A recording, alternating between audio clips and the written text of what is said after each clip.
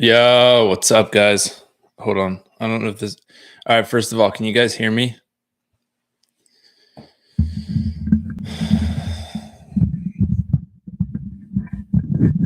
Can you guys hear me? Or is my microphone not working? Or is my microphone not working?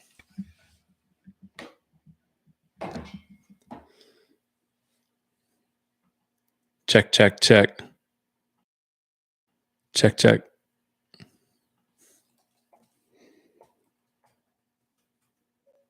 Oh, you guys can? Oh my goodness, that's amazing. You guys don't know how much like constant battle I have with this podcast system going into my computer. Now Siri's going crazy. All right, what's up, guys? You guys can hear me, so that's pretty awesome for me that's working. I tried to get the Sony plugged into my computer and realized that my micro HDMI cable is missing. So off to a decent start for me going live. Yeah, it's the first time I've ever done this, so we'll see how it goes and see what happens. Basically, my kind of plan was to wait a few minutes, try to get a few people in here. I'm actually, you guys are gonna watch me post something to Instagram to let everybody know. And once we get a few people in here, I'll go through. I've got everything loaded up to see who's gonna. Oh shit, Blackwell's here. Now I'm gonna hear it. Once I get some people in here, I'm gonna go ahead and make an announcement of who won that Monarch fly line. I got it sitting right here. Yeah, that's the right one. I got a bunch of those. Why do you rock a mustache? Honestly, because this is a long story. So basically, I had the mustache before I got married, and my mother-in-law and my mom both looked at me and said that I can't have a mustache in my wedding because I'm not gonna have that for the rest of my life. And so now, so I had to shave it for my wedding, and I immediately grew it back. And now I keep it just to prove a point. Completely petty. All right, hold on, guys. I'm going to real quick.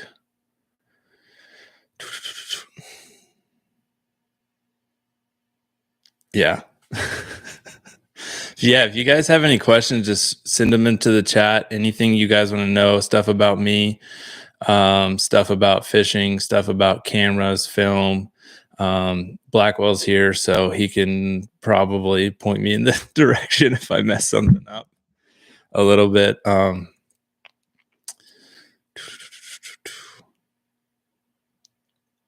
is it? But no, I'm going to tell you guys a little bit about these Monarch lines while I'm sitting here going through what fly rods you using these days. I'm using these fly rods from this company called Renegade. So if you guys have noticed, Renegade, we've started posting everything. About a few weeks ago, they started really hitting Instagram and driving it on. The launch date. The launch date for Renegade is going to be about March 7th as of right now. And that's when the website will go live and you'll be able to access buy rods online. And then when they do, I know I'll make an announcement and you guys will see a bunch of stuff on Instagram. I can tell you that it is a really nice rod. My go-to right now are the gray series and the black series. But you know, all of it's going to depend on what you're doing in terms of which rods you're going to use. I'll probably put something together as we get a little bit closer to that actual launch date so that you guys can see exactly what I'm using and why I like what I like for fly rods. Sample vid on DIY fly, dude. Clinton, that is on. I'd have to move my entire computer to show you guys, but right behind where the computer's sitting, I've got a whiteboard and it's got about 10 DIY how-to videos and fly leaders I got one for redfish. You just want DIY fly leaders, redfish? You want something more specific? because I was going to just do redfish, which is my go-to. Obviously, if you guys haven't watched any of the channel, which I would assume since you're here, you have watched at least a day of it.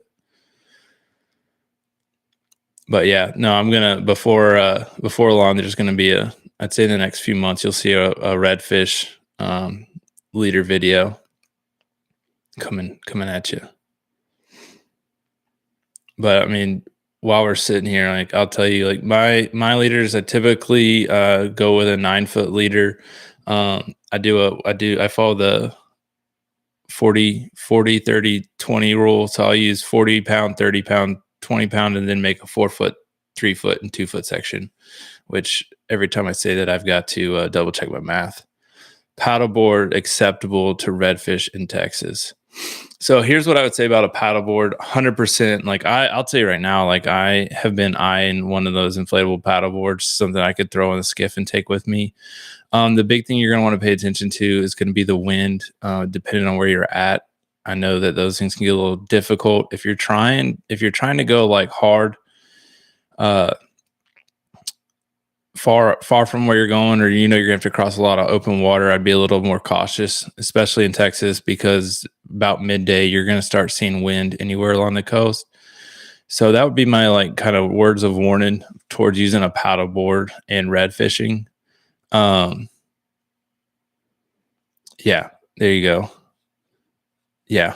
So I mean, I like I said, I fully want to get an inflatable one and do some videos, taking it into some places, parking the skiff outside and attacking them on paddleboard. I think you could definitely get away with it. There's plenty of places you can hide up in the mangroves with one. How well does the lighthouse in PA hold reds? I'll be honest, I avoid the lighthouse. There's too many idiots that like to burn every single one of those flats. There's two reasons. One is that there's just a ton of guys that will burn through that place. There's no, like, just about anywhere, like there's designated running areas. If you're going to go into lighthouse lakes, there's designated running areas. And then if you're not in one of those, you should be poling or wade fishing, and no one pays attention to it. And I've watched too many boats go through every single little bay, burn every single shoreline, and just pond jump, just running that place into the ground. The other reason I don't like going into lighthouse lakes is it's one of the few places where if you're like using a kayak or something, or a paddleboard or something, like lighthouse lakes is, a lot of those guys like to hit that place, and they're already limited on how far they go. So why mess with stuff that I can go further than they can? So I'm just going to leave that to those guys. Yeah, but yeah, I don't know. I don't like going in there. Every time I go in there, the fish are super, super spooky, and just, I don't like it.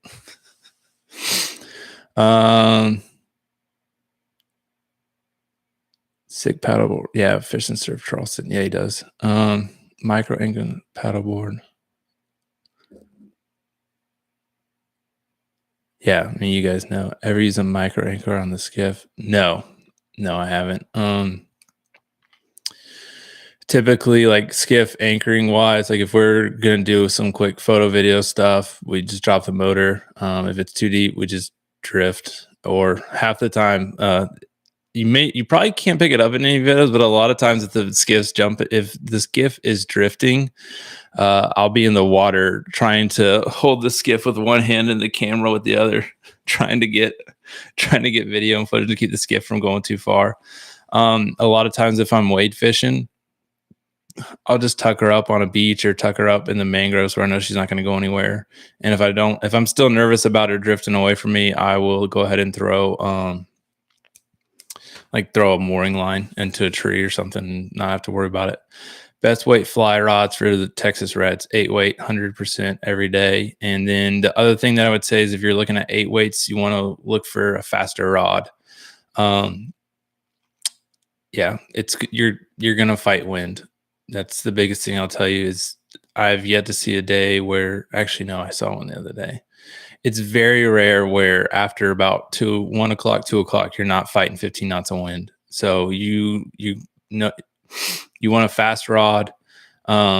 like I was saying earlier, I use Renegade. Look at the gray series. Definitely look at the black series when those come out for rod speed, and that's what you're going to really want to look for a rod. Something fast. Learn how to double haul, and then honestly, like if it's super windy and you're having issues keeping the boat still, just park the boat and start walking. It'll help your shots in the wind. If you're new and you're not used to fishing from a skiff, I would definitely say that's a plan of attack. Where is this thing? Can't find the photo. I can't find the photo I want. How often do you clean service your fly reels? Not very often. I'm terrible about that.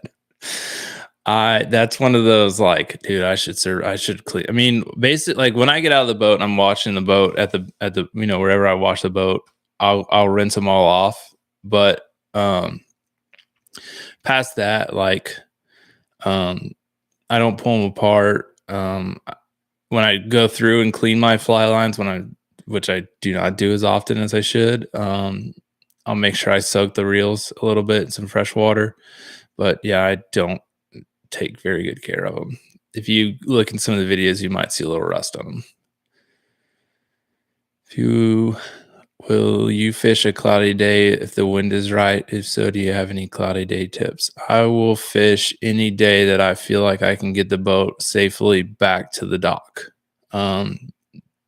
Honestly, when it comes to cloud cover, my personal thought when it comes to cloud cover or fishing or not fishing is, you're not really going to be sight casting on those days. Those days I would definitely say lean a little bit towards your blind casting. Don't necessarily try so much to focus on sight casting, because typically by the time you're seeing fish, they're on their way out. So trying to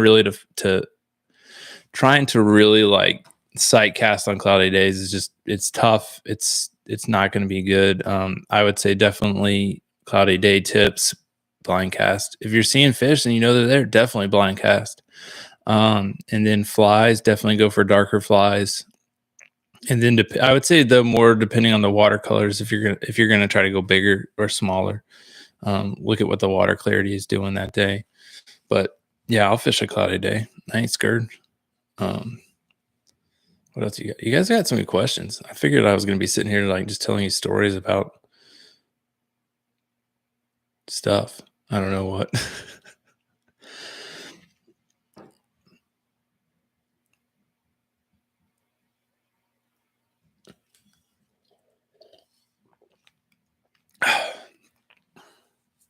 All right, why do I prefer the tiller skiff over console skiff? So the reason I got a tiller skiff is I wanted a wide open cockpit, and I actually have next week I got the skiff walkthrough video coming out. I got it all shot. I gotta get it edited, and then it's gonna come out.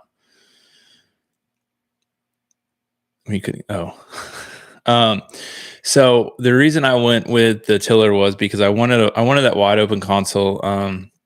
I wanted to be able to, if I wanted to, I want to be able to sleep down in the skiff. I keep thinking about making it into a duck blind for duck hunting in the wintertime, which I haven't done. I will tell you right now, if I was going to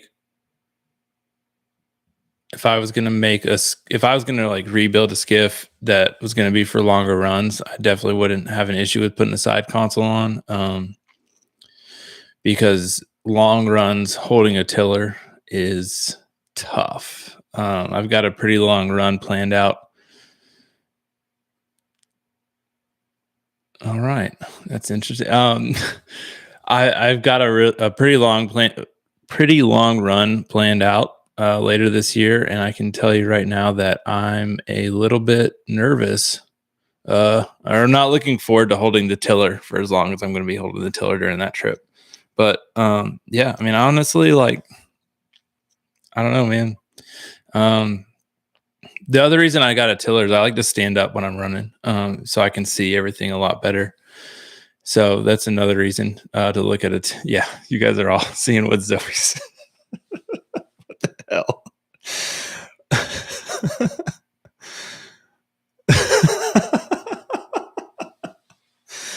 All right. Tell a story when you couldn't get the boat back to shore. I don't have any of those stories. Yeah, I don't really have any stories of when I just try to stay on top of the weather and keep an eye on it. I'll tell you right now with the Sabine, like it's got to get like for where I'm fishing most of the time, like it has to be conditions that I shouldn't have been out in the first place for me to get into a situation uh where I can't get back. I can tell you the nice thing that I've noticed in Texas is it's not like Florida where you'll have a really bad thunderstorm kind of come out of nowhere and get you. Um, so I would say like Texas, at least you can watch the weather a lot better, plan your days, and kind of plan ahead with what's going on. So yeah, I haven't really had that situation. I can tell you on my other boat, the icebreaker, we've had a few days where I didn't think we were going to make it back, but that's because we were going through like 80 plus knot winds and 40-foot seas. Someday I like to make a work of art out of my flies, fill them up with details. Other times I would just put trash together and it works. What do you prefer? I've heard the term guide flies thrown around. Danny, what do you mean? Oh, you're talking about when you're making your own flies. Um, yeah, I'm gonna be 100% Game of Thrones over there. I'll be um I'll be 100% honest with you guys. I don't really tie a lot of flies. I did for a while when I was really getting into it. I wanted to know how, so I took the time and I taught myself how to tie flies.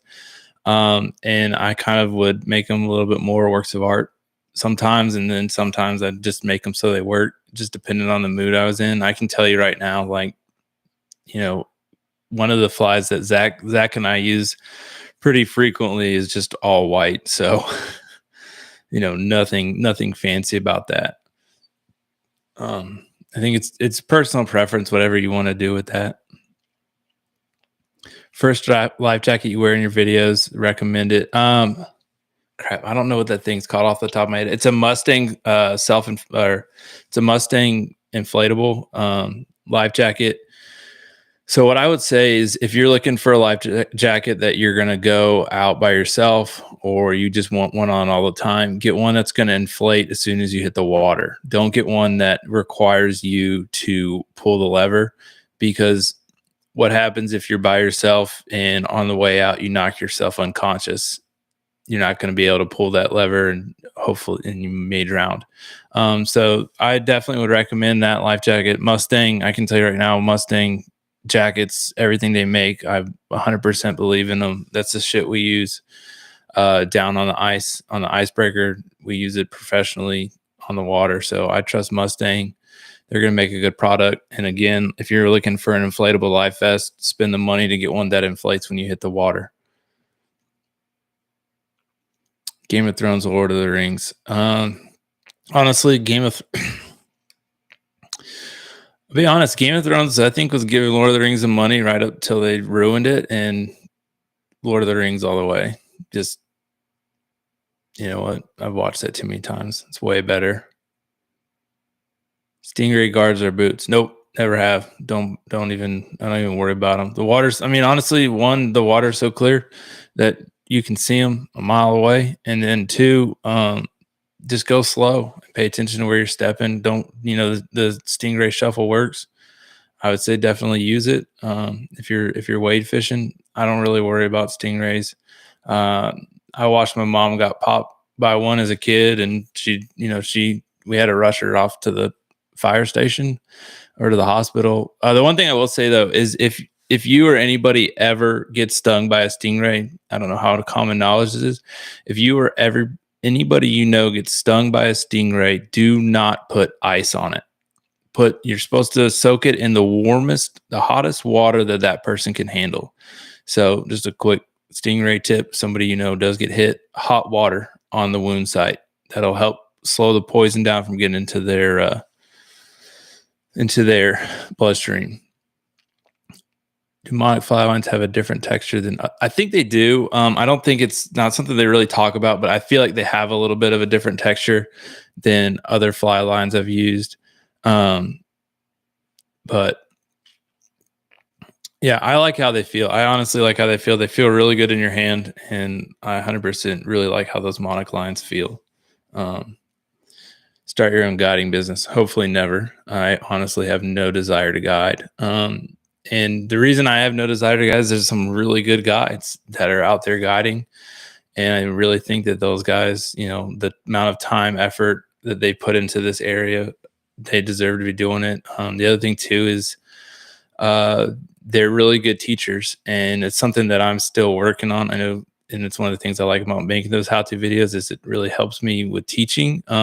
But I think a lot of those guys that are guides, one of the big things, obviously being a guide, being able to find fish and catch fish is a big thing. But I think a bigger thing that no one thinks about is being a teacher, and keeping positivity on the boat, which stuff I'm still getting better at. Biggest fish you've ever caught offshore and where? Biggest fish I ever caught was Zachary. The biggest fish I ever caught was 180-pound big eye tuna in Hudson Canyon off of New York, state of New York. This guy has an awesome gig with lots of time off, and I don't know why he would do that to us.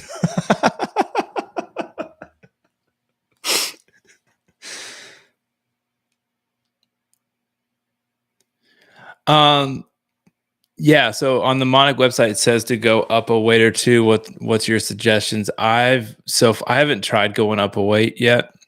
With any of the lines I've messed with, I've been matching them to the rods I've been using, and I haven't had any issues. Honestly,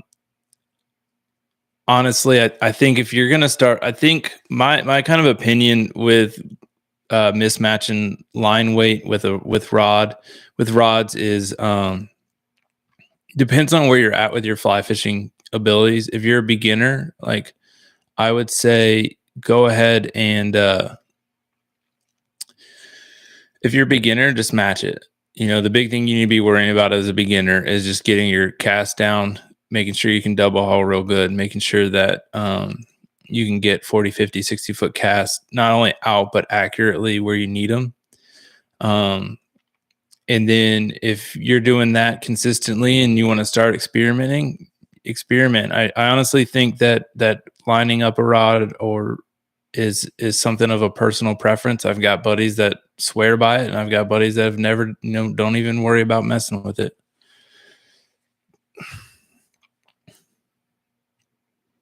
Zach, I'm about to put Zach on blast on Instagram. He's going to hate me.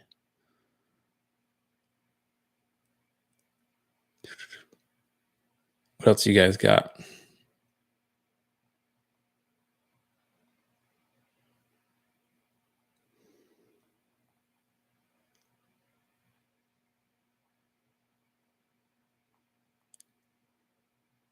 You guys are watching me type. I'm sorry.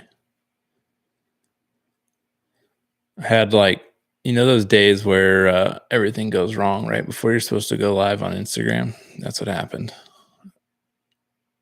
Oh, God.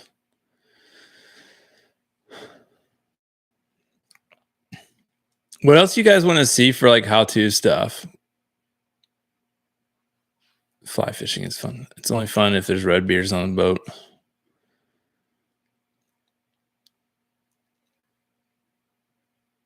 Adam, when are you going to come visit me? I'm kind of disappointed that you bailed on me again and again and again and again and again.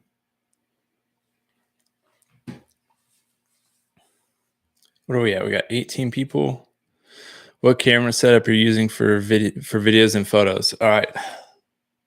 Oh crap! It's hooked up to a stand right now. I got a Sony A7 III, A7R3, and basically GoPro 10, GoPro 8, and then iPhone 13, and basically that covers everything. That Sony camera, it's a really good photo camera. It's not the best best film camera, but I haven't really got to a point with filming with it that I want to upgrade it. Do you hunt too or just fish? Honestly, I grew up hunting, and it's only been as of late where I put more effort into fishing. I can tell you when duck season rolls around, you'll find me in a duck blind. you'll find me in the duck blind a few days a week. If I can make it, the best days for duck hunting are the worst days for fly fishing. So keep you on the water every day during duck season. Do you think you'll go back? Do you think you'll go back with aluminum skiff, or would you consider glass or carbon skiff? Nope, aluminum all the way. And this is something that I dive into really well with in the skiff breakdown video. I talk a lot about it, but basically, honestly, that Sabine skiff, from what I've seen, outperforms any glass boat or carbon. Well, I haven't really fished a lot of true carbon boats, but I can tell you that any of the glass boats I've fished on that Sabine skiff take them all to town. So yeah, you probably will never see me not in a Sabine skiff. I could see maybe one day owning a Sabine carbon when he comes out with it, and I somehow find money to afford one. But we'll see. What software are you using for editing? For video, I use Premiere Pro, and then for photos, I use Lightroom, and then anything where I got to do a little extra, I'll use Photoshop. Nothing crazy there. And I'll tell you right now, I taught myself. Well, I shouldn't say I taught myself everything I know. I learned a lot of it on YouTube, and then I've been really blessed to work with some great guys in the film and photo world that have helped me out a lot. If you're going to get into any kind of editing, the biggest thing I could say is learn how to take criticism and find some guys that'll give you really good feedback on what you're doing. That's what's helped me out the most, is just being able to talk to guys that are better than me and taking their feedback and then applying it. If Alex is still here, or if you know, Pete, what's the best way to clean your camera lens? And also, you're talking where the lens meets the housing. So that's your sensor. I have an A700, and I have a few specs showing up in my viewfinder. All right. So what you want is one of these.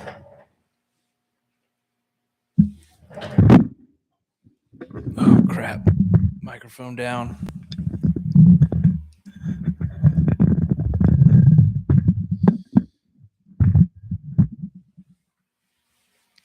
Stupid microphone. All right. So clean your lenses. First thing you want is one of these. It's called a hurricane blower. Just blows into it. And then the next thing you want to use is some like Zeiss wipes, which I keep running into my stupid. One day I'm going to get an arm for this thing. These things, Zeiss lens wipes. So what I'll do to get any kind of specks and dirts off, blow it first with this, then give it a good rub down with one of these, and then just take a microfiber cloth to it and kind of give it a once over with that, and that should clean anything out. You can, with the mirrorless cameras, you can do that right on that sensor. Unless Zach, I don't think Alex is still here, bastard. But that's kind of what I do to clean all my stuff. I'll tell you, I'm really bad about it. So if you guys haven't noticed, would you rather have every item of food you can eat be just hot enough to burn your mouth, or have no knees? I need knees to cast, so I'll just have hot food. Best rain gear? Honestly, rain gear, this is going to be, that's interesting. That's like a tough one for me to answer, because I don't have like crazy expensive rain gear. I'll tell you right now, like when it comes to rain gear, it is worth putting a little extra money into. I've been able to grab stuff that works really well. Yeah, I really wish I could tell you, like, go get a Sims jacket and it's the best thing ever, but I don't have one. I use some First Light stuff that's pretty good. My rain pants, I think, are like I don't even know who makes them. I'm pretty sure like I stole them from my dad because they're way too big for me, and they're just basically like straight plastic. Like I don't even know where I got them. Like I'm pretty sure I took them from my dad. So rain gear, though, I'll tell you, working down south in the Antarctic, foul weather gear, we use a lot of Henley Hansen stuff. If you want to look for really good rain gear, look into the sailing community, because those guys are out like the sailboat racing community. I would look there. Those guys do some crazy shit in some bad weather, and they need gear that they can bounce around in, and it can take a beating. I actually wear, like when I'm down south, I also wear a full Mustang suit, which would be really hot in Texas because normally I'm like in a t-shirt underneath it and I'm still sweating. I'd like to see a how-to video on casting practice drills for the flats. So,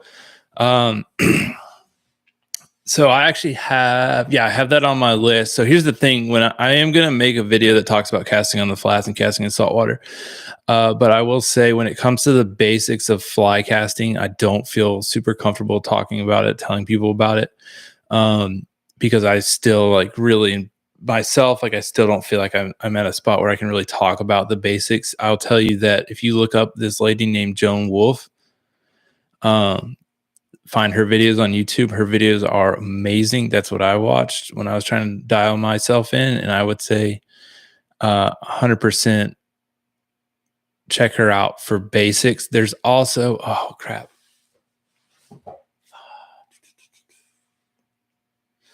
There's another video. Let me see. All right, I got YouTube hooked up over here. Let me see if I can find it real quick. There's another video that's really good.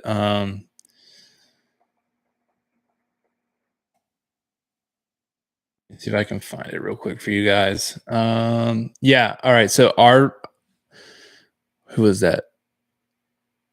Red Side Fly. All right. Aardvark, AARDVAR. Hold on. I can just do this. Watch this.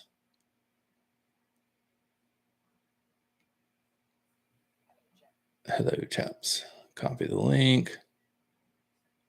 Here, I'm going to drop a link in here. See if this works. Check out this video. That's a really good video for casting in saltwater. Size to Hatsu running. It's a 50 horsepower. ECO let you toss some fly lines when you're down. No, they do not. I've thought about it. I'll tell you right now, I've thought about it, but that would probably be the end of me. No, that's a definite no. Thoughts on Jack Foreman propeller? Some guys here in North Carolina have them and say they're the best of the best for getting around in no water. I have no clue what those are, so I can't really. Never used them, never heard of them.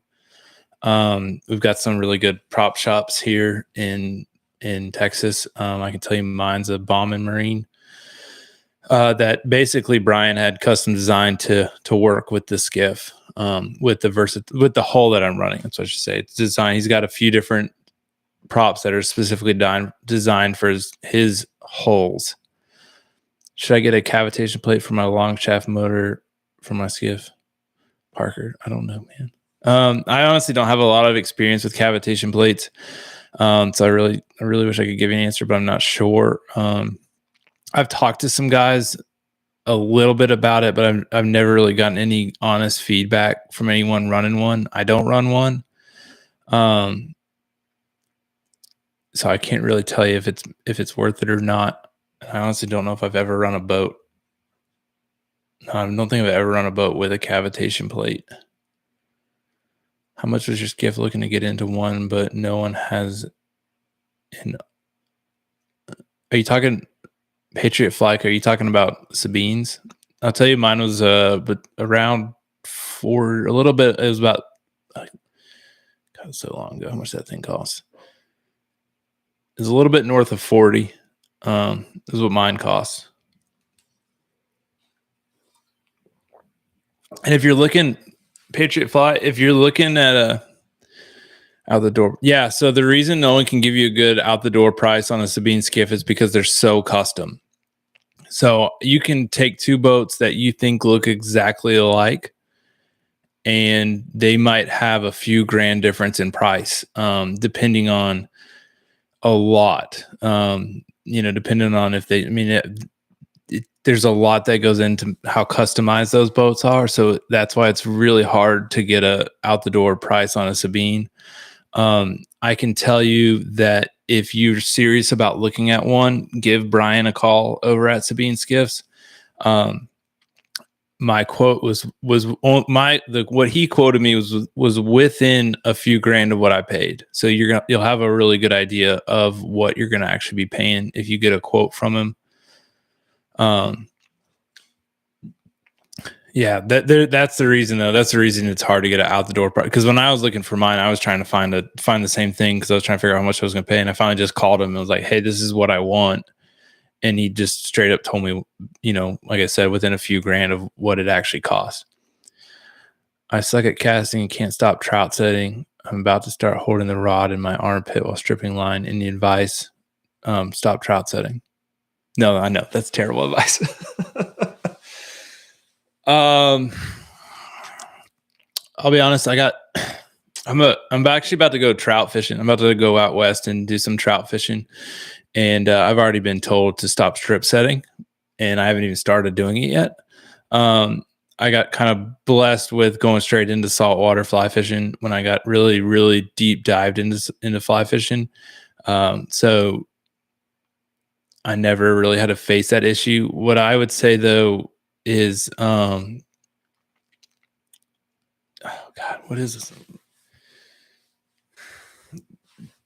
The biggest thing that I would say is it's really going to just take time, and you're just going to have to keep mentally telling yourself, like, don't trout set, strip set, strip set, strip set. I wish there was some drills or something you could work through to help you with that, but I really can't think of anything off the top of my head that would really, really help you out with avoiding trout setting. Honestly, one of the best things that I found, if you really want to get over trout setting, is find some guys that are really good friends with you and take them fishing, and they will make sure that that you trout set the rest of the day. They'll probably make you feel really bad about it. So, yeah, that's the biggest thing that I think we all get on each other. Top 3 trout rivers you want to go to. I wish I could give you 3 trout rivers. I honestly, like, my knowledge of trout fishing is I don't know, really, really low. I do want to I know I want to go hit the quad here in Texas. But a lot of that is more I really want to go fishing with my buddy Dylan, who you guys have probably seen on some of the episodes. He guides up there, and so I want to go spend some time up there with him. My wife and I finally made it up into the hill country of Texas, and my goodness, do we need to spend more time up there? But no, I've got a bunch of friends that live out west that all have their own little areas. Just drop the model number. I have a Versatile. The length, she's 17.6. She's got a 78-inch beam on the deck and a 55-inch beam at the waterline. I just Patriot Flyco. I got a walkthrough video coming out next week for you guys. Draft. She drafts about honestly about 5 inches, 5-6 inches, or she will float in about 5-6 inches of water, without really an issue. If Brian was on there, he'd probably tell me that was wrong. Florida versus Texas for fishery. What's better? Florida. Great answer, Pete. All right, man. I'm gonna be honest with you. Florida does not like me for some reason. Every time I go there, I managed to go there when you guys get the biggest cold front of that year. So I don't know. Florida's been letting me down a bunch lately. I keep giving her a chance. I'll give her some more chances to really prove herself. But the big thing I love about Texas, though, is opportunity. If you ever get a chance to fish the Texas coast, I'll tell you, like, you're gonna have more shots at redfish than I've ever seen anywhere in my life. We were out the other day and we easily saw 200 redfish, and we probably covered about 5 miles of water. That might be a little bit overestimated. We didn't go very far. We were pretty much stuck to the same area, and 200 plus redfish. I think Florida's great.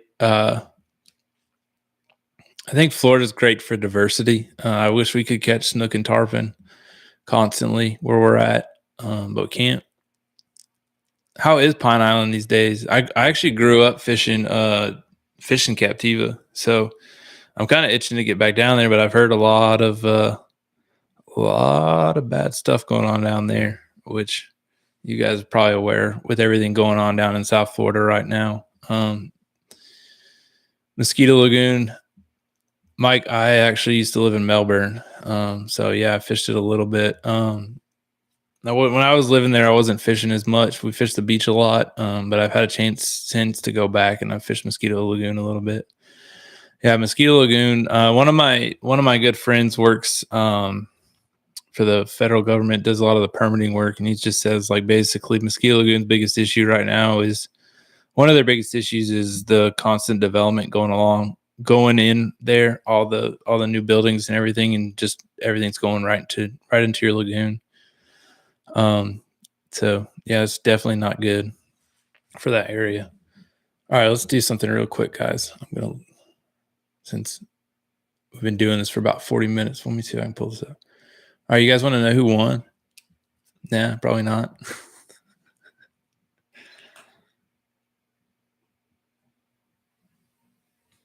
All right, shuffle names. Let's see if I can do this.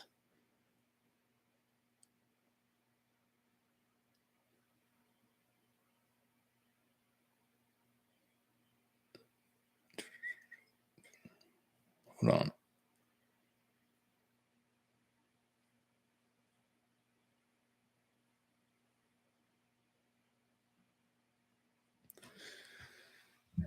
I hope you guys. Oh.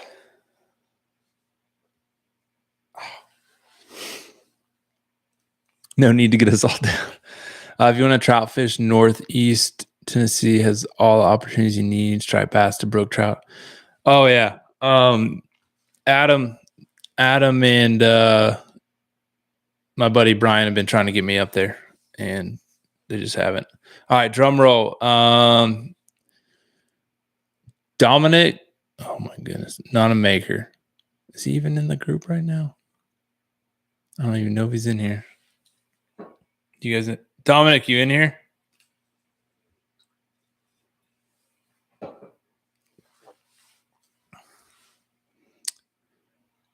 Well,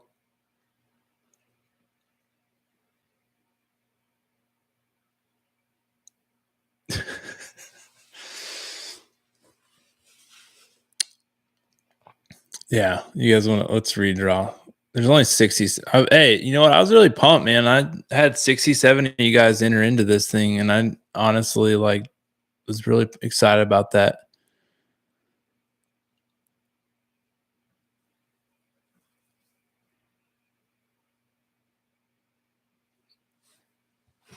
Everyone is scrolling up right now. Jeff Krasinski.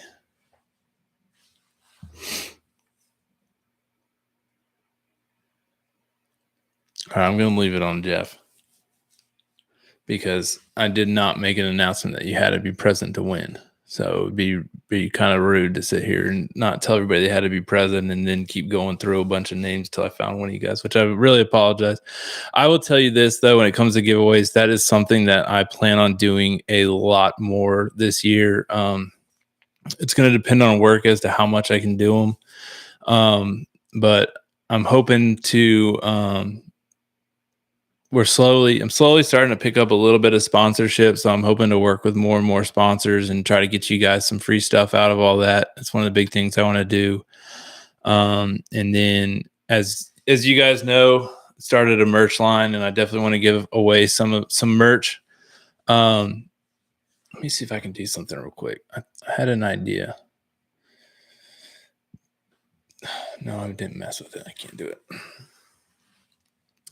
So I definitely want to start giving away a lot more stuff. Like I said, we got some new t-shirts. I don't know if you guys have checked out the website lately. We got a new design t-shirt up there. Adam didn't get me my own version of it yet. Thanks a lot.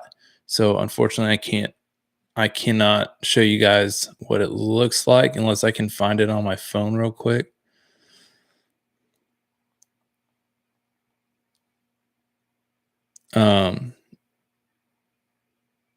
Let me see if I can pull this up real quick for you guys. Oh, here you go. That's the new shirt that's out now. So it's available right now on the website for you guys to check out. It's got the skiff on the back. I think it's pretty badass. Oh, he is still here. Adam, why didn't you give me my shirts yet? When did you realize you wanted to make a go at YouTube and Instagram with a style and a place of fly fishing? All right, so basically, hold on. I need to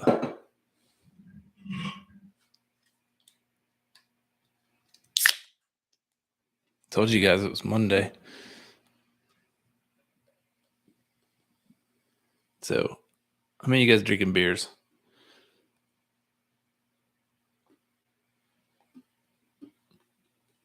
None of you.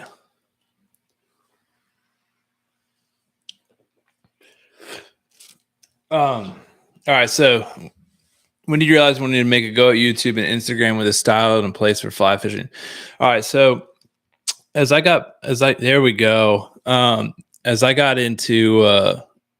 more and more into video. I mean, I always wanted to go into film. I almost went with bourbon, but I just wanted a nice cold refreshing beer. So basically, like, I used to edit a bunch of videos. I used to make these little edits on the ship that I work on, and just little GoPro footage. I might put them up on my personal YouTube page one day. Basically, as I got into film, or as into photo, I always wanted to get back into film, but I wanted to get really, really good at photography, which, if you've ever dabbled in both, you know, like, they're not similar at all. And at the time, as I was getting into photography, I was moving around a bunch. I was not necessarily like sitting still. My wife and I were moving all over the country. I was living in Florida, living in Texas, living in Virginia. But I knew that eventually I was going to get into film, and I knew as I was trying to figure out how I wanted to get into film, I wanted a platform that was going to let me grow as a filmmaker. And so if you look back at a lot of my early stuff on here on this channel, you might notice that, like, there's a lot of stuff bad. It's almost cringeworthy, but not quite. So when I got the Skiff, I'd been listening to a lot of Captain's Collective, and I kind of started to realize that there was a giant lack of knowledge about how to be on the water. There's a lot of, stuff that it's easy. I mean, you can go out, buy a boat, and you can be on the water the next day. You don't have to take a test. You don't have to take a class. You don't have to study. You don't have to know what you're doing to go out on the water. So with the background that I have, I really wanted to try to create something that would be, a community for someone that might be interested in getting on the water. And the other thing that was going on in my life was I was absolutely infatuated with fly fishing. And if you're absolutely infatuated with fly fishing, especially saltwater fly fishing, at that time, like, Cosmo, I mean, there's a few videos bopping around, but there's really not a lot of videos that are what I think is like really high quality cinematic format. And so what I wanted to do was I wanted to basically produce like videos that would, get you pumped up to go fishing, get you like, man, I'm ready to go. Let's go out. And, as well as you learn something from it a little bit. Some of the first videos I made were just like, found a track, threw a bunch of footage on there and called it a day. And as you guys who have been here for a while have probably noticed, like, I've slowly progressed into more teaching stuff, with trying to keep that cinematic quality about it. IOU giveaway on the shirt for the guys that are here.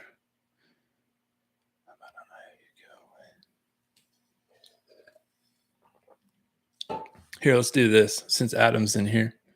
Hold on. This is what we'll do.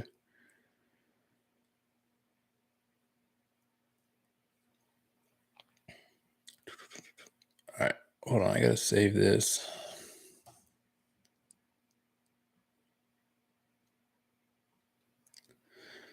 That's saved. This is what we're gonna do. Control A, delete. All right, if you guys are in here and you want a chance at winning a shirt, let me know that you're active in here. Just say something.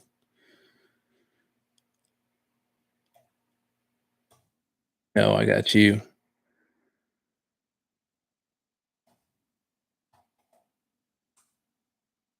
Darren, Greg, Mike, Brandon Seeley. I'm tapping as fast as I can. Patriot.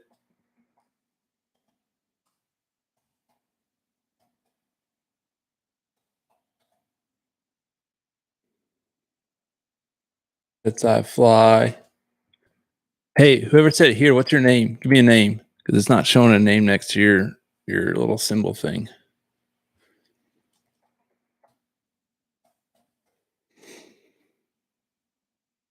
I don't know who this is.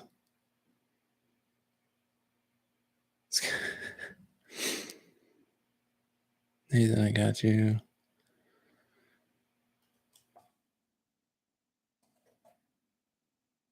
One G.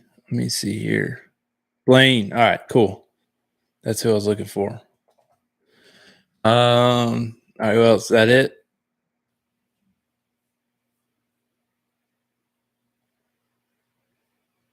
Shoot, that's good enough for me. Anybody else? Going once? Going twice? Let's do it. All right, who? Pick. Oh, Kurt coming in. Kurt coming in at the buzzer. Kurt, you know if you win, this whole group's going to turn on you. They're going to hunt you down. They're going to find you. Mike Morrison.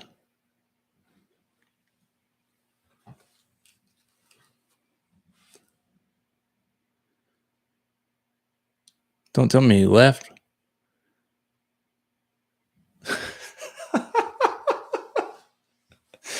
Dude, I'm having the worst luck at. Oh, he's still here. They're right there. Hey, Mike, send me an Instagram message, and I'll get your. Send me a message on Instagram at the Skiff Wander, and with your address. Again, we'll get it out to you.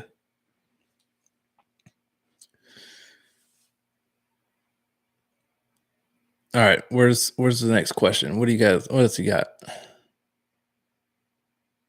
How long did it take you master backing your boat at the boat launch? So here's a funny fact about me and backing a boat at a boat ramp. And I 100% credit my ability to back a boat at a boat ramp to using Legos.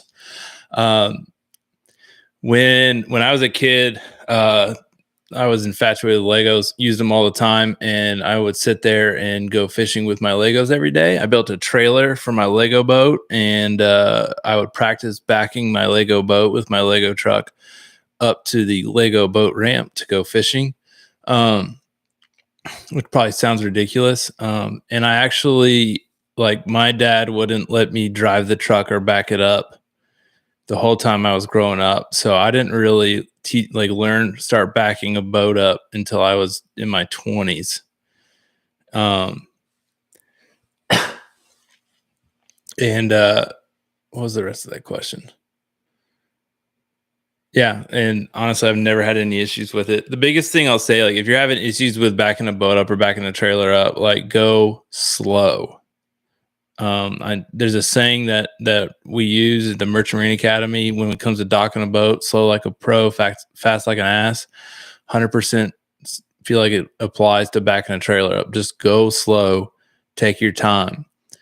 If you got the wheel turned and the trailer's not going the way that you want it to go, just stop, reset, and then back up a little bit more. If it keeps going the same way, turn the wheel the other way. Just take your time. I know when the ramps are busy, you can feel a little bit of pressure and feel like you're a little rushed, but honestly, man, just take your time, go slow. don't be afraid to, just take your time. I mean, I don't think I've seen anybody. I've seen more people get mad at boat ramps because somebody keeps backing, jackknifing it left and right than someone that's just going slow and going straight. So I'd say the biggest thing is just take your time. These are awesome. I fly fish New Mexico, Colorado, and live in Houston. Each time I watch the videos for saltwater, I want to know more about the flies. It's the flies, man. I honestly, I'm trying to get more about talking about what we're doing. A lot of the guys that I fish with that do a lot of video work, that's one of the things they always harp on me on, is that I don't talk enough about what we're doing and what we're using and stuff like that. So definitely going forward, Greg, that's going to be something y'all will start seeing a lot more as me talking about that stuff. Oh, right on, so I'll let you know. Oh, right, that fly moving to Austin, dude. You got some pretty water up there. I'd say honestly, like, don't be afraid to get after those bass up there, man. In the trout in the wintertime and get after the bass. You got some pretty rivers all around Austin. When you're running with 2 on board, say 10 miles, do you have to carry extra? The only time I honestly, like, I actually tie this into, I thought I saw a question about running down a 9 mile somewhere in here. Did I see that? Hold on, let me see if I can find it real quick.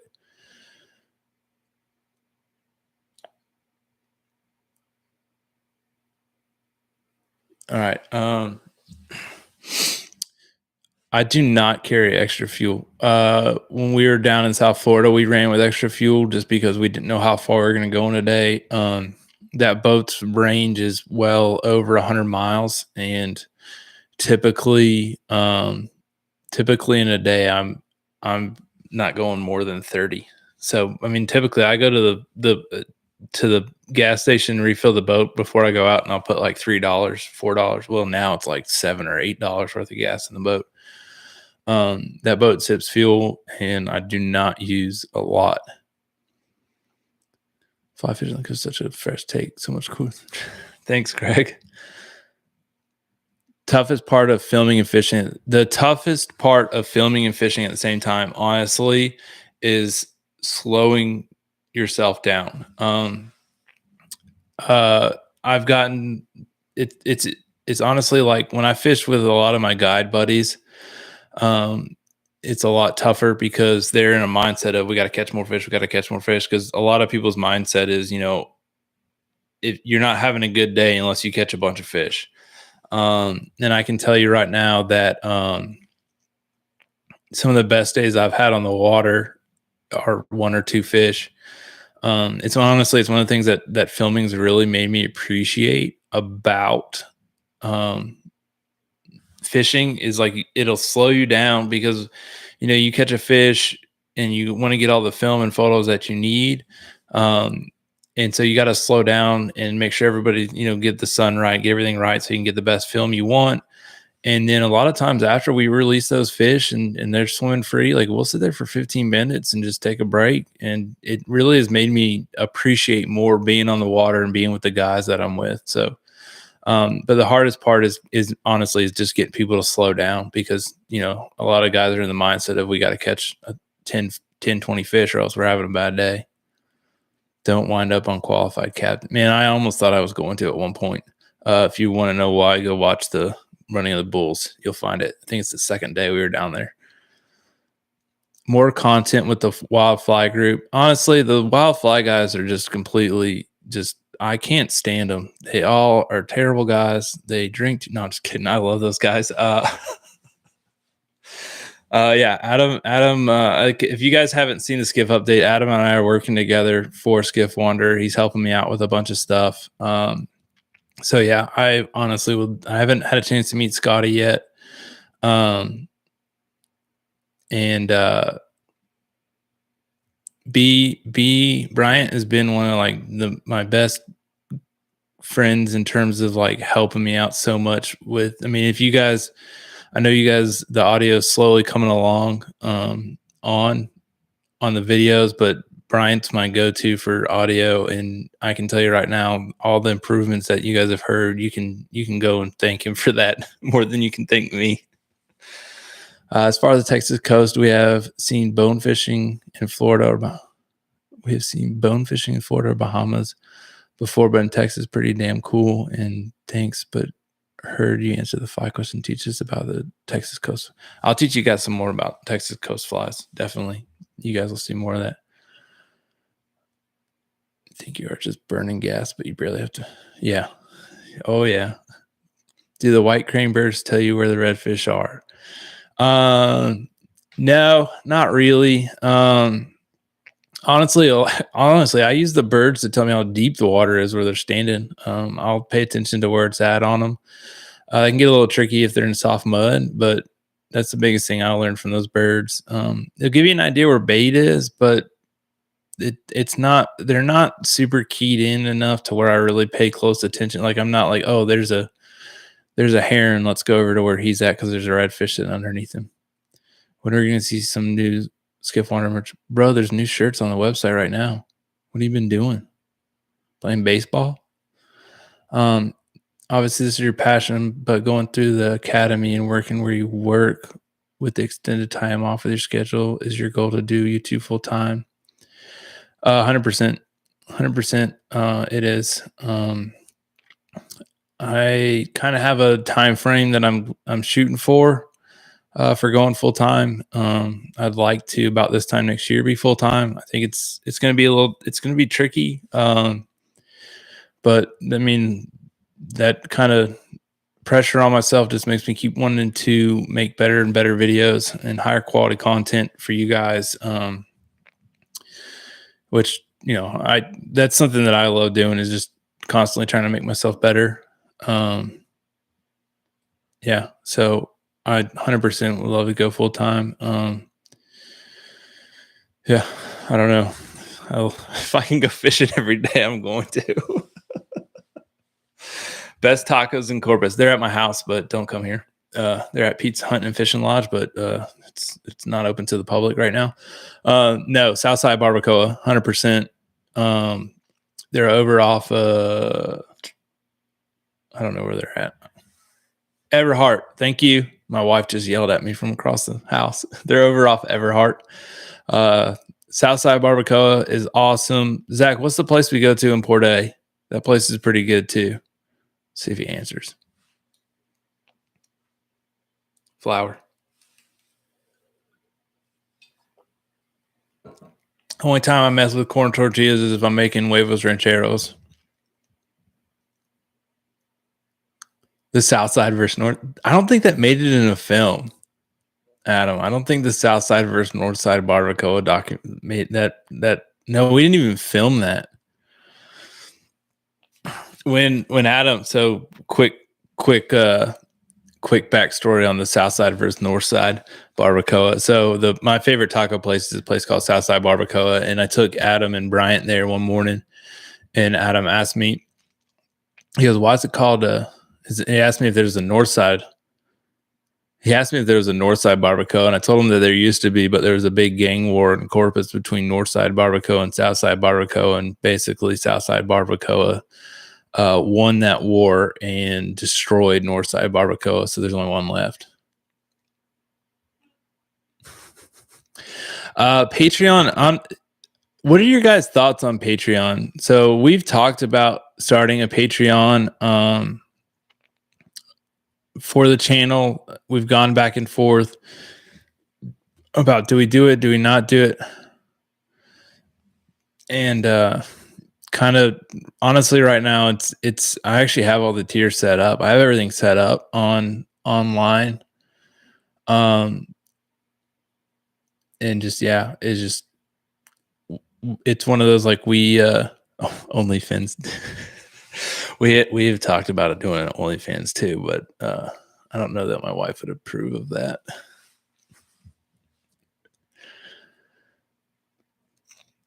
All right, yeah. If you're in Port A, Taqueria San Juan has really good tacos.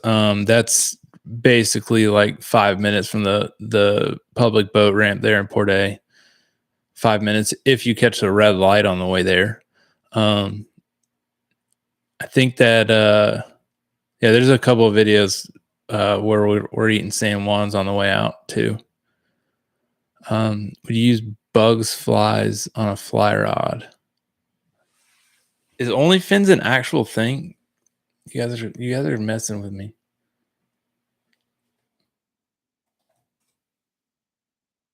No, wait, no, you guys are messing with me. All right, fly fishing question. Bugs, flies.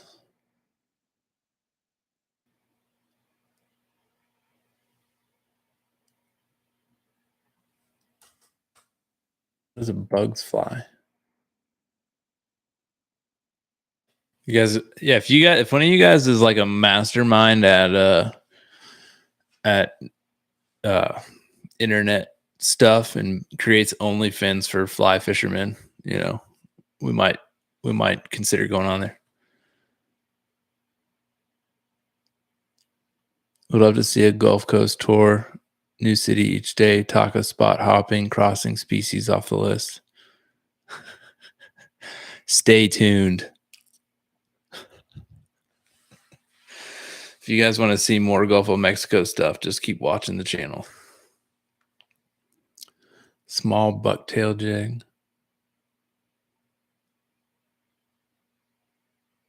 I don't think, I'll be honest, Cam, the name doesn't ring a bell.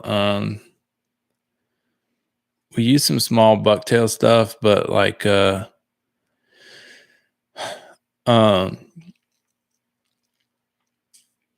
that one just doesn't ring a bell to me.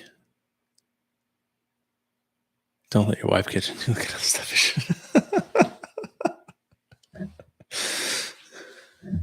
Dude, always delete your search history, please. Have you thought about doing a bass video? Yes, I honestly, I can tell you right now that Adam has been nagging me about getting me up to go bass fishing with him. My buddy Dylan's been trying to get me to go bass fishing with him. It's coming. It's just a matter of me getting some free time to go shoot some bass stuff. I can tell you that in the next few months, you are going to see this guy right here catching trout. I'm actually leaving Wednesday to go trout fishing out west, which I'm pretty excited about. We were supposed to come fish the Texas coast, but if you're in Texas and you look at weather for the next week, you already know like there ain't fishing going on. Not really. It's going to be cold, wet, windy, and just terrible. So we said, screw it. We're going to go up and freeze to death. Use poppers and topwater, off-runners, and mostly subsurface. Man, I'll be honest, like I don't mess with a lot of poppers and topwater. Low light conditions, I'll mess with them a little bit, but I mean, like every time I mess with them, I just watch fish spook out of the country. I know there's days for it. I know there's places for it. My first snook was on the topwater over in Florida. But yeah, I'll be honest, like I feel like I just haven't gotten to a place where I feel confident enough consistently catching fish to be like, oh, let's try some topwater. The subsurface stuff we use, the conditions have to be there for us to use. The right now is as low as the water's been. We've been using a lot of subsurface just because there's not enough water to use anything else. I'm saying that's what the. Oh, I got you, Cam. Do you take your wife fishing? I don't like to because she puts me on the polling platform and tells me I can't get off. She makes me work for free. Damn. I don't take her as much as I should. I will tell you right now that of everyone that I've fished with, my wife is probably got the best record for putting me on upper slot to almost over slot fish. She knows how to find the big fish, and she's actually really good on the polling platform. And I need to get her on the water more so I can get her. I can put her on her first redfish. But normally, I'll tell you right now, when I fish with her, when she's on the boat, we don't film. We just go out and have fun. Yeah. If you're in the Port A Rockport area, stop by Swan Point Landing. Visit Dave Hayward. Man knows how to tie some flies, and he will walk out of there with a bunch of stuff, and you might not spend a lot of money because that man loves just like helping people out. He's a great guy, and so if you're in that area, I'd say definitely stop by Swan Point.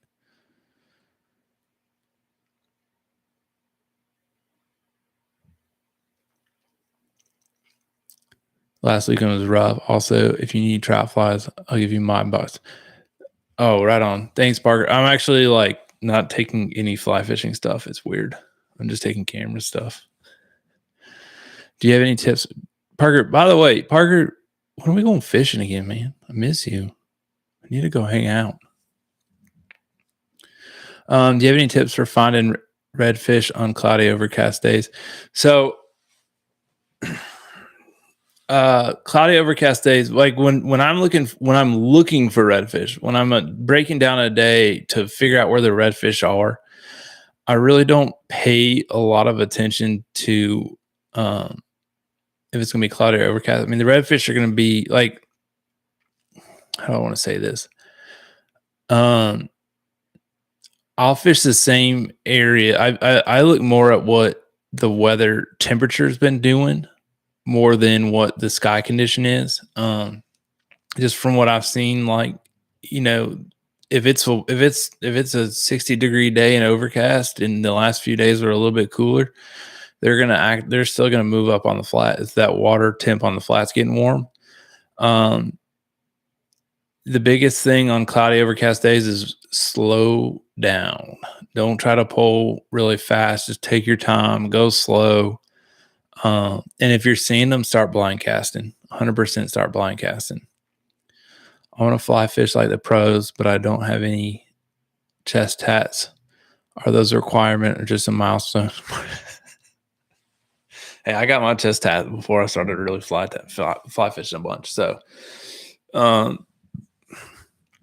you know, for chest tats, they're really not that hard to get. You know, it just takes a little bit of time in the studio to get one done.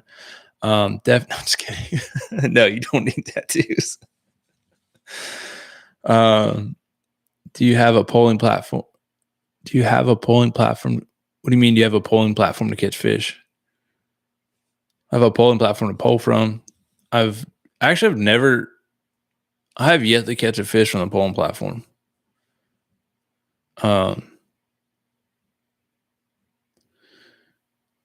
Do you ever think about going offshore and trying a fly for two?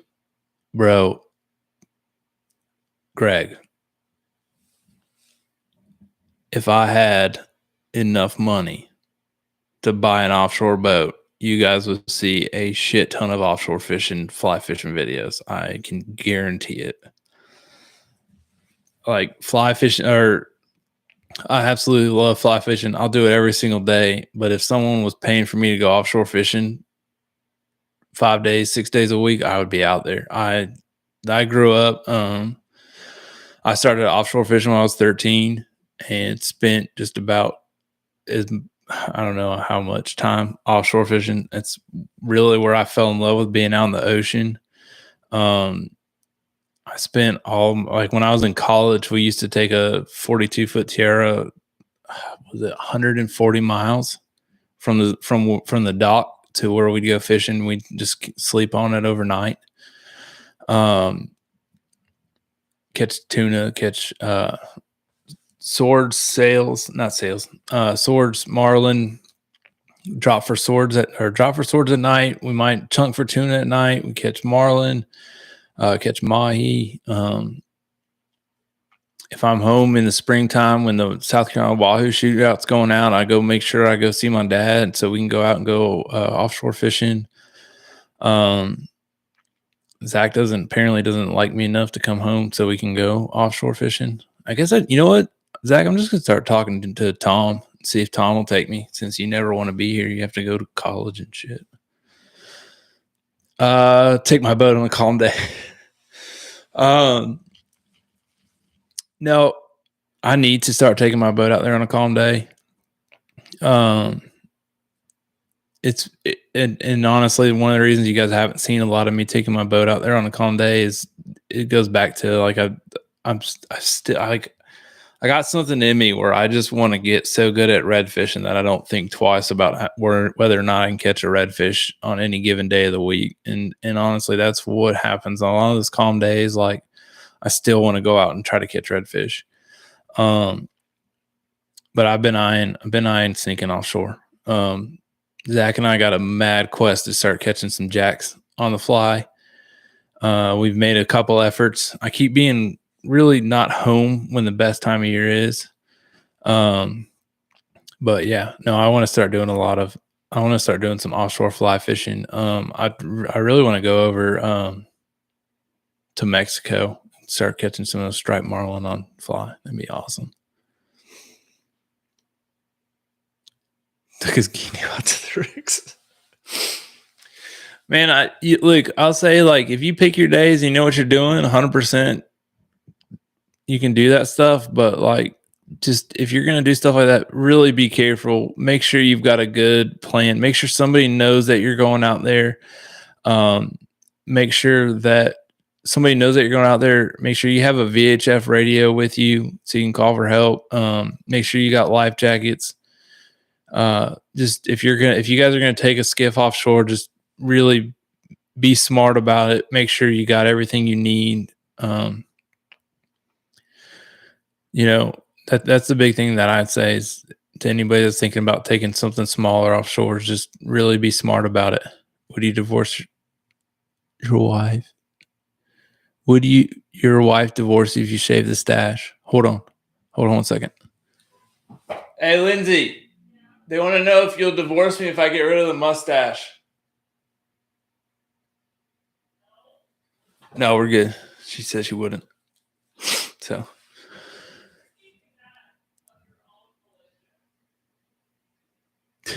She said I'm keeping it because of my own volition. Weather does need to stop sucking. Yeah, I mean, like when I was I'll tell you, like when it comes to kayak fishing, I grew up in high school. I kayak fished the whole time. I worked at a kayak shop. I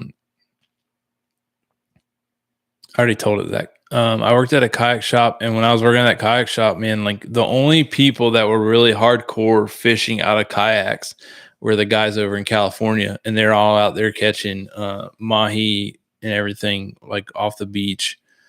They're paddling, 2-3 miles offshore to go fishing. So I mean, yeah, 100%. You can take kayaks offshore. I mean, I'm not saying like you can't go offshore to do that stuff. I'm just saying, like, be smart about it. Make sure you know what you're doing. Make sure you got a good exit strategy. Make sure someone knows where you're at. Someone knows when you're going to be back. Because when you start messing around offshore, stuff can go bad, sideways real quick.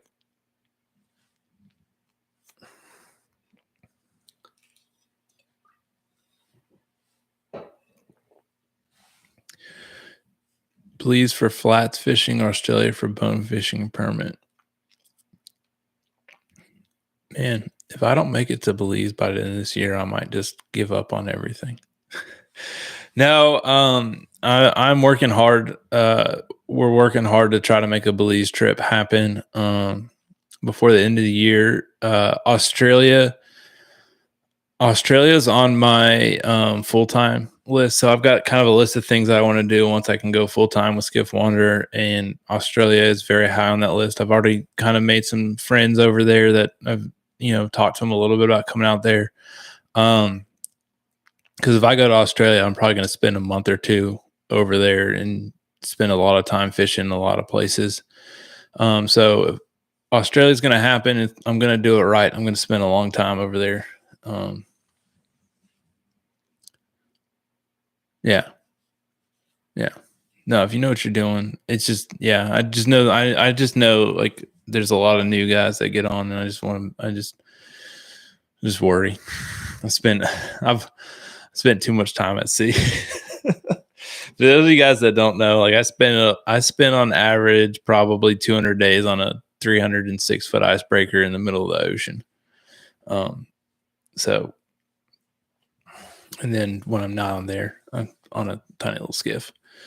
Yeah. All right.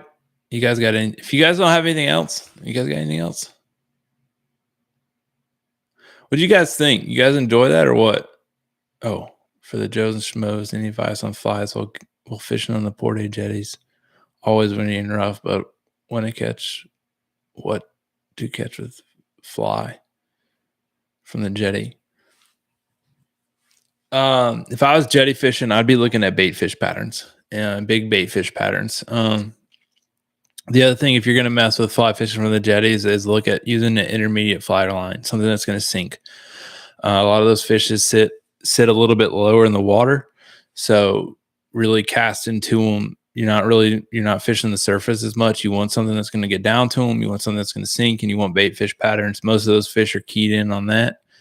So definitely look for that. Mongolia is on my list, definitely. There is a reason I put Wanderer into the name. I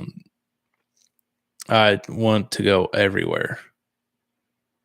Yeah, there you go. 10 weight at the jetties. Behind the ear patch is legit for motion because this boy can't.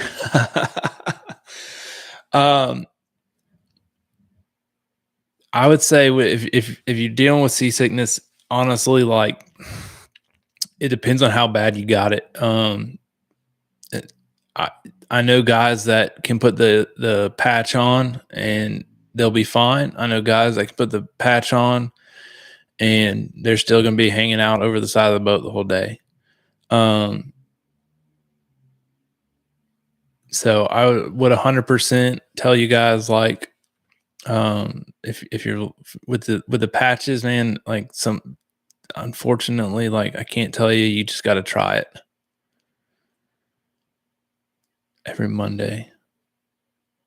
Yeah. I've honestly kind of been thinking about doing this stuff every Monday. I don't know if I would cut into CH time though. It'd be something I could the only issue I'm going to have, I don't know if I'd be able to pull it off when I'm overseas or not, but we could definitely try to do some stuff while I am here at home. Do this a few more times. If you guys are enjoying it, I wouldn't have a problem with jumping on, talking to you guys, answering questions. And then I'll tell you right now, like if there's ever anything you guys got question wise that you want to know about, send me a message on Instagram. I try to answer everybody that sends me a message. I try to give them the best answer I can. A lot of times if I don't know the answer, I will send you towards somebody I know that does have the answer to help you out that way. The big thing like that I want with this channel is that, I want everybody to become a better fisherman and enjoy their time on the water.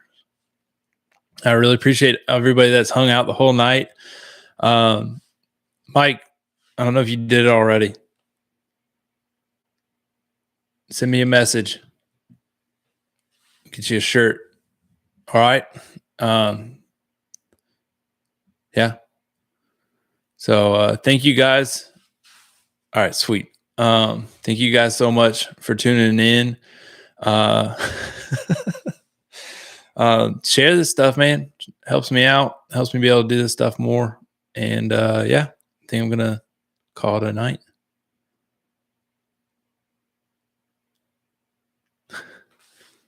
See you guys.